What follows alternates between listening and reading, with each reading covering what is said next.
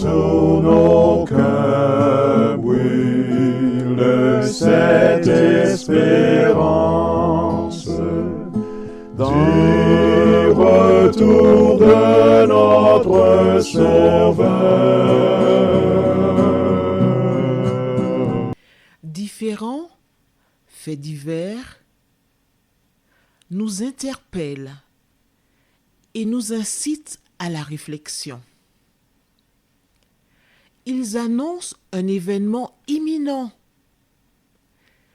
et d'une grande importance. Mais comment l'analyser?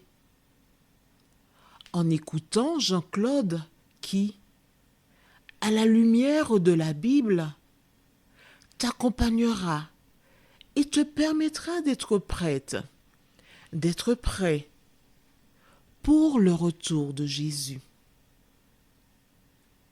Note que les éditions spéciales sont disponibles sur YouTube. Quelle est la réponse 2? Le 2, c'est le chiffre.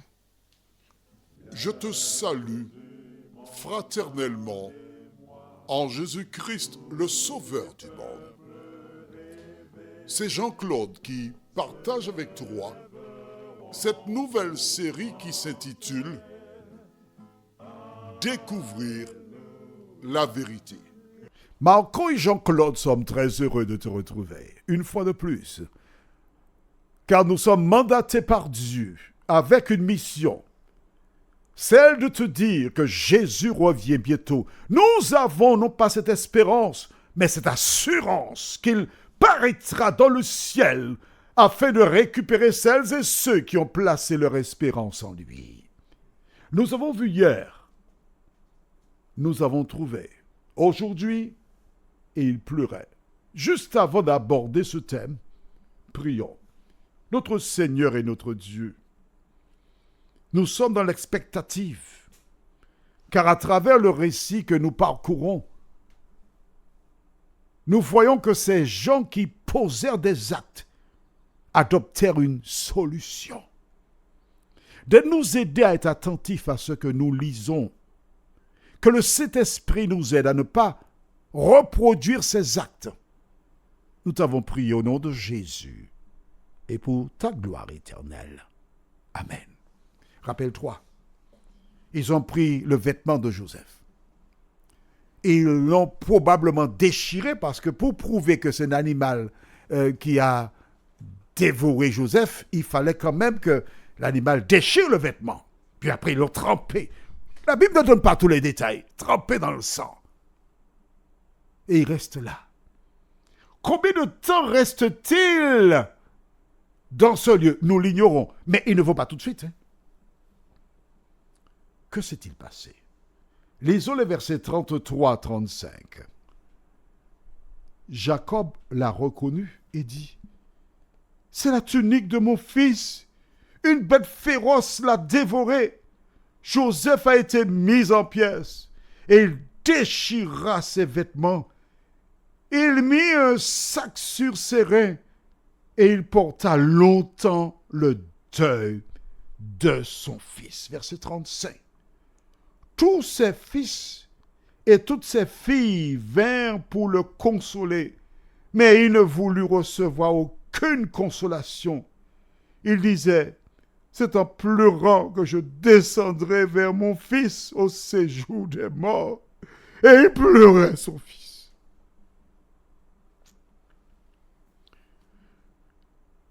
Les frères de Joseph cherchèrent une solution. Nous l'avons vu précédemment. Tremper le vêtement, il envoyait à Jacob et ils sont restés loin de Jacob. Pour eux, ils ont solutionné leur problème. Ils ne supporteront pas les conséquences. Mais je voudrais que tu analyses avec moi les conséquences de leur acte sur leur père.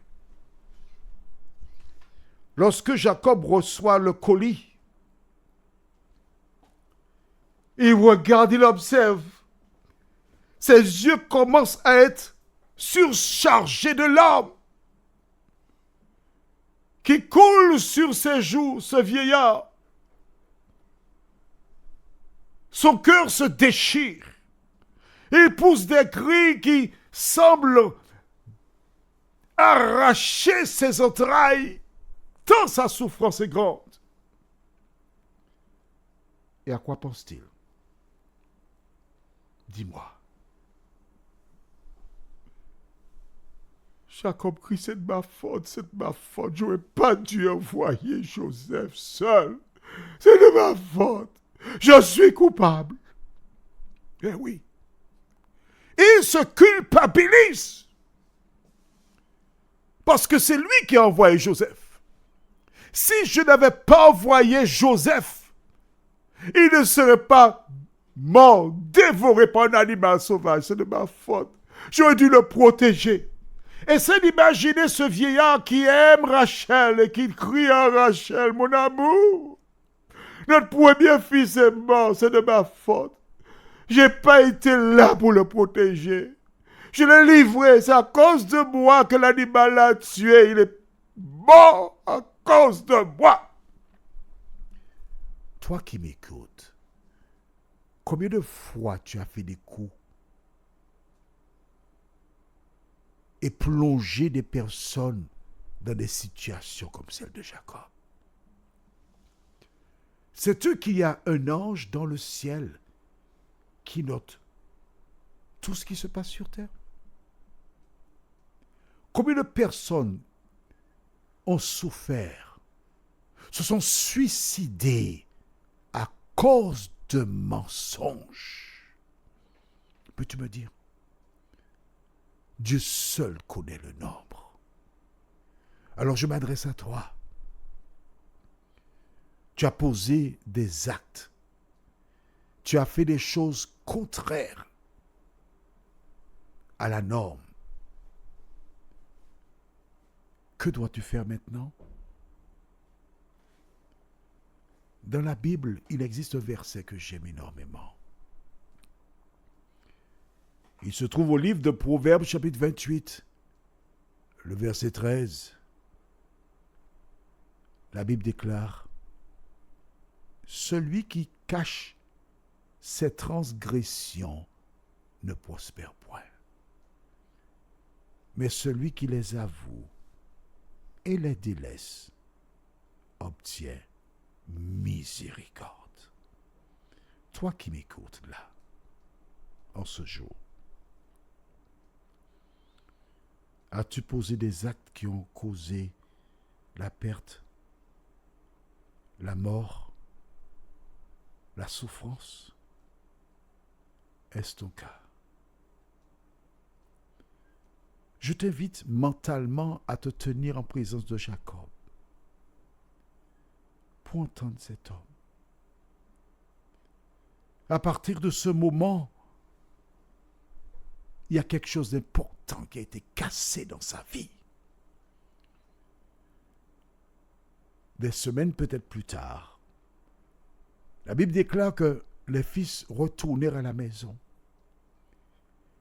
Ils essayèrent de le consoler.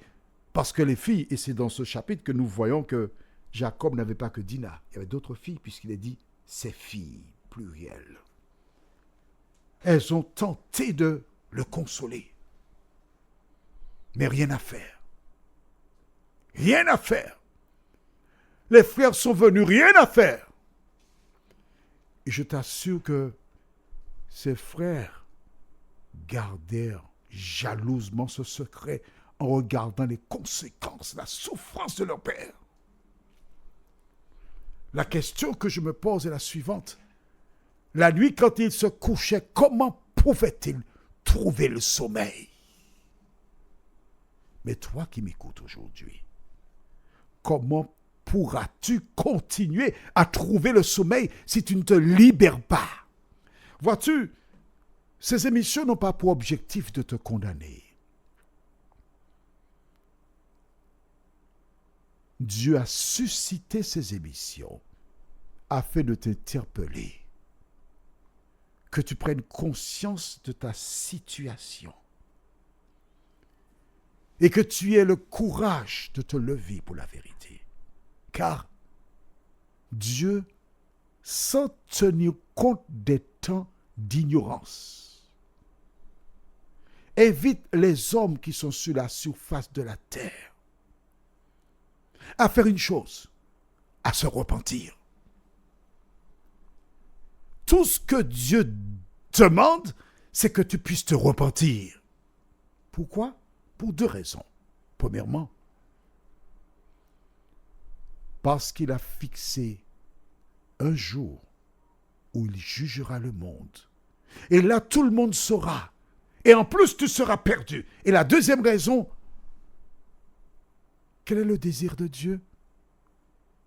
Ce que je désire, dit Dieu, ce n'est pas que tu meurs, mais que tu changes de conduite et que tu vives. Dieu voudrait que tu vives. Dieu voudrait que tu vives éternellement, mais pour obtenir la vie éternelle, tu dois reconnaître tes erreurs. Tu dois confesser tes péchés et laisser le Saint-Esprit te transformer à l'image de Jésus. Prions. Seigneur, beaucoup ont posé des actes qui sont très condamnables selon les hommes. Mais à travers la parole, tu nous as inculqué, dans Romains 6, 23, car le salaire du péché, c'est la mort. Mais le don gratuit de Dieu, c'est la vie éternelle en Jésus-Christ. Il n'y a pas de petits, de moyens et de gros péchés. Tous les péchés, quels qu'ils soient, conduisent à la mort.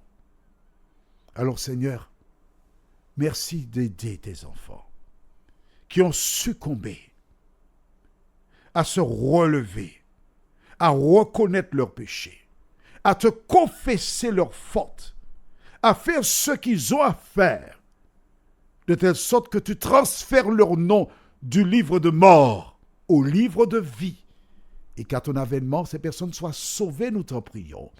Au nom de Jésus et pour ta gloire éternelle. Amen. Que l'Éternel continue de te fortifier et demeure dans la parole de Dieu.